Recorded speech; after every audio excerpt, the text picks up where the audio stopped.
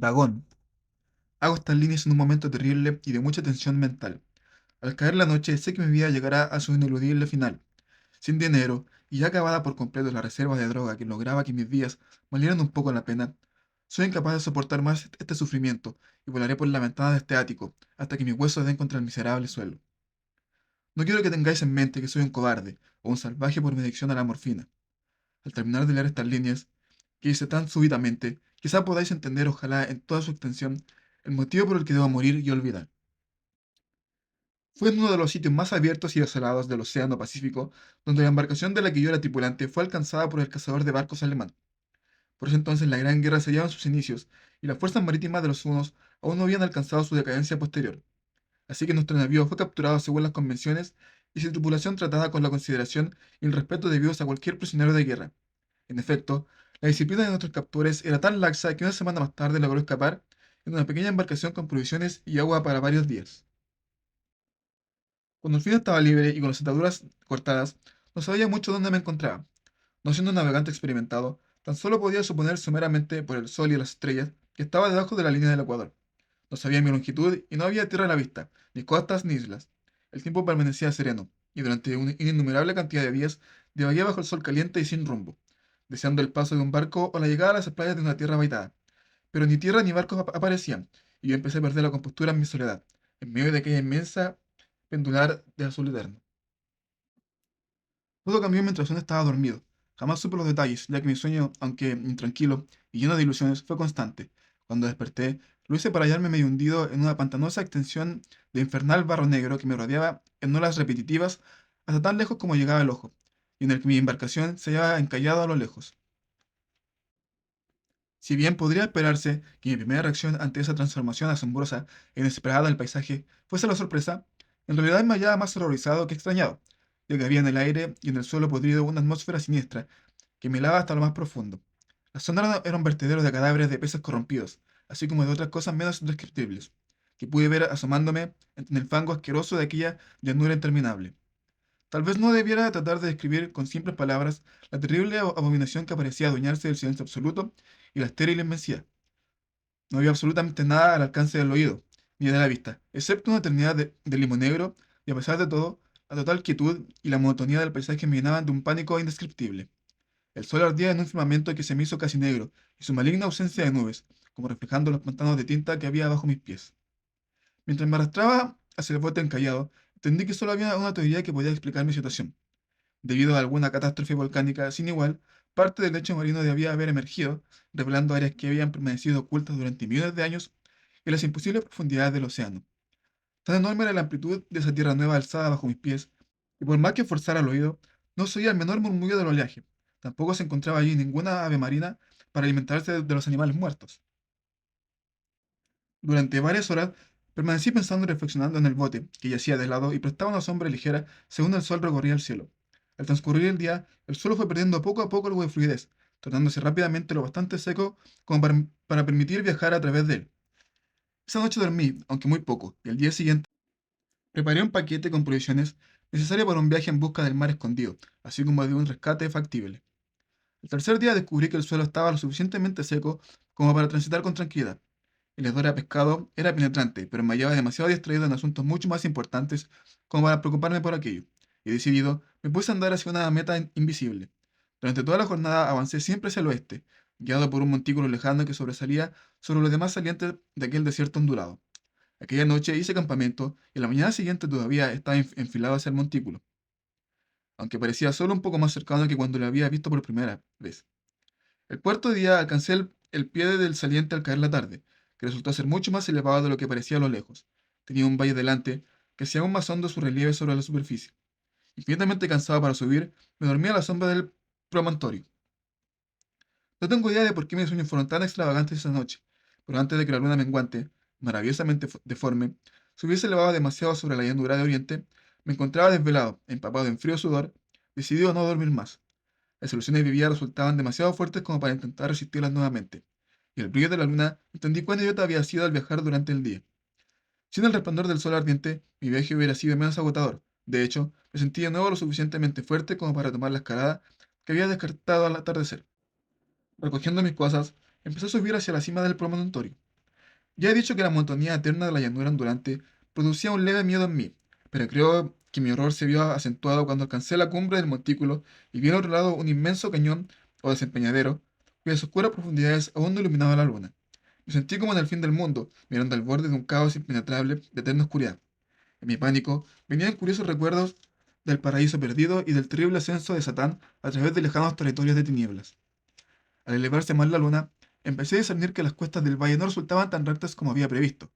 Protuberancias y afloramientos de roca formaban apoyos seguros y fáciles para el descenso. Además de que a partir de unos cuantos cientos de metros, la cuesta se hacía más benigna. Motivado por un impulso que me resulta difícil de explicar completamente, descendí con dificultad sobre las piedras y alcancé la más blanda ladera de abajo, hojeando aquel abismo sombrío que la luz aún no había colonizado.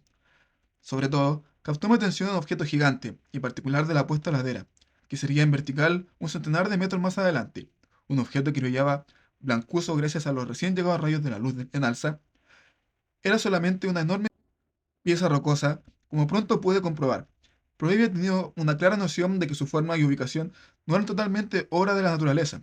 Un análisis más detallado me llenó de sensaciones indescriptibles, ya que a pesar de su gigantesco tamaño y de que se encontraba ubicado en un cañón abierto en el fondo de los océanos, desde la infancia del planeta Tierra, vi más allá de cualquier duda posible que el misterioso objeto era un monolito tallado a la perfección, cuya titánica mole había conocido la mano de obra y quizás la adoración de criaturas racionales y vivas.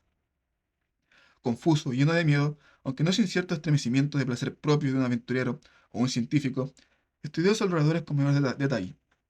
La luna, ahora cercana al cenit, resplandecía de manera misteriosa y vívida sobre los peldaños colosales que rodeaban el abismo, revelando un pequeño riachuelo de agua que fluía al fondo, desvaneciéndose en ambos sentidos y casi llegando a tocar mis pies cuando me detuve al pie de la ladera. Al otro lado del despeñadero, las minúsculas olas golpeteaban la base del gigantesco monolito, en cuya superficie pude ver entonces inscripciones talladas y relieves toscos. La escritura estaba basada en un sistema de jeroglíficos nunca antes visto por mí, diferente a cualquiera visto en los libros. Consistía en su mayoría de símbolos acuáticos convencionales, tales como moluscos, peces, anguilas, ballenas, pulpos, crustáceos y otros seres así. Algunos caracteres claramente representaban seres marinos desconocidos todavía para el mundo moderno, pero cuyos cuerpos en descomposición yo había contemplado en la llanura surgida del fondo del mar. De todo lo visto, fueron los relieves pictóricos lo que más me impresionaron. Visibles claramente al otro lado del agua de por medio, gracias a su colosal envergadura, formaban un grupo de bajorrelieves cuyos temas hubieran podido despertar la envidia de Doré. Creo que podría creerse que aquellos seres representaban hombres, o al menos cierto tipo de hombres, aunque se mostraba a los seres jugueteando como peces en las aguas de alguna cueva acuática, o rindiendo culto en algún santuario eterno, al parecer también bajo el agua. No me atreveré a entrar en detalles acerca de sus rostros y formas, ya que el simple recuerdo me provoca pavor. Deformes más allá de la imaginación de un Bulwer o Poe, resultaban a grandes rasgos terriblemente humanos a pesar de sus pies y manos palmeadas, labios penosamente gruesos y flácidos, ojos saltones y nublados, así como otras características aún menos felices de rememorar. Cosa bastante extraña, parecían tallados sin guardar proporción con su escena oceánica, ya que una de las criaturas era retratada en actitud de cazar a una ballena representada apenas un poco más grande. Me di cuenta de su deformidad e inusual estatura, pero inmediatamente decidí que se trataba simplemente de los dioses imaginarios de alguna tribu primitiva de marineros o pescadores, una tribu cuyo último antepasado había desaparecido antes de que surgiera el primer descendiente del hombre de Piltdown o el del Narnial. Horrorizado por este repentino vistazo a un pasado mucho más alejado de la imaginación del más curtido de los antropólogos, estuve meditando mientras la luna vertía misteriosos reflejos en el silencioso riachuelo que había frente a mí. Entonces, de pronto lo vi. Con tan solo un suave salpicar indicando su llegada a la superficie, el ente se hizo sobre las aguas oscuras, enorme, semejante a un cíclope, horripilante, que lanzó como un temible monstruo de tormento hacia el monolito, el que cogió con sus titánicos brazos escamosos, al tiempo que movía su cabeza monstruosa para emitir algunos sonidos pausados. Creo que enloquecí en ese momento. De mi desquiciada subida de la ladera y el risco, así como de mi alucinante regreso al pequeño bote encallado, poco es lo que queda en mi memoria. Creo que canté durante un largo rato, y que carcajeaba de forma extravagante cuando ya no fue posible seguir cantando. Conservo confusos recuerdos de una gran tormenta desencadenada poco después de llegar al bote, y de alguna manera sé que escuché el retumbar de truenos, así como otros sonidos que la naturaleza emite solamente en sus momentos más desbocados. Cuando volví de entre las tinieblas, me encontraba en un hospital de San Francisco, llevado allí por el capitán del navío norteamericano que había hallado mi bote en mitad del océano.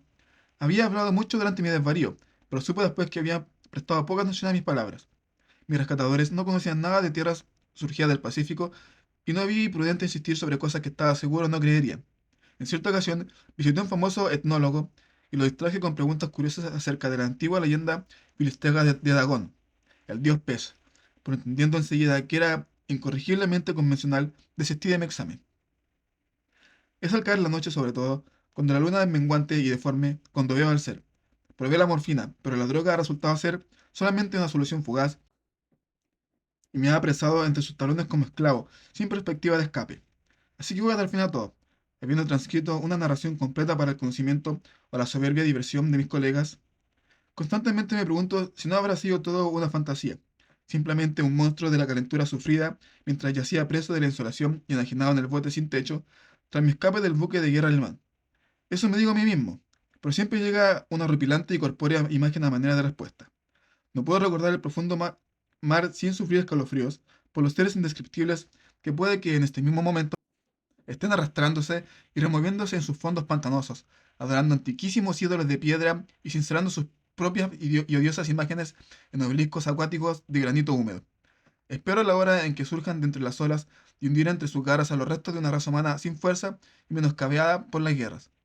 El momento en que la tierra se hunda y el tenebroso lecho marino se alza entre el caos general. Se acerca el fin. Escucho algunos ruidos un poco más allá de la puerta. Parece que un cuerpo gigante se enfrentara a ella, pero no podrá llegar hasta mí. ¡No! ¡La mano! ¡La ventana! ¡La ventana!